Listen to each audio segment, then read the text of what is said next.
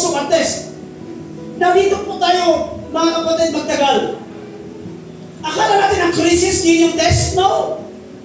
No.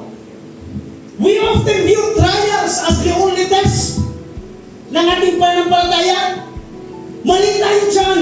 Because sometimes, comfort, hallelujah, Jesus teaches us that tranquility or peace is a greater test because it reveals our need for God or not.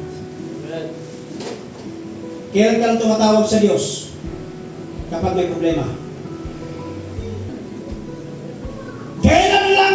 Kailan lang ikaw dinadagukan ang sarili mo, mga kapatid, sa panalangin kapag ang mahal mo sa buhay ay nasa pangangailangan, kapag ang mahal mo sa buhay ay nasa ospital, kapag ang mga mahal mo sa buhay ay nasa krisis. That's the only way na ikaw ay lalapit sa Diyos. But in a normal days, hindi ka na makadalaw, hindi ka na makadungaw sa simbahan.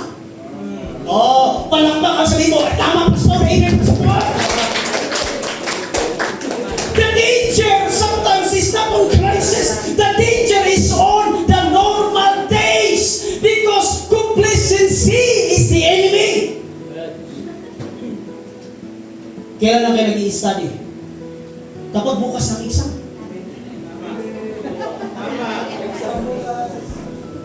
Pero kung maraming time, walang exam, hay, Roblox. Amen.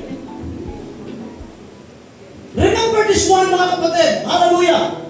Tandaan niyo ito, sometimes, ang trials is not on crisis. Trials is when you are too much comfortable.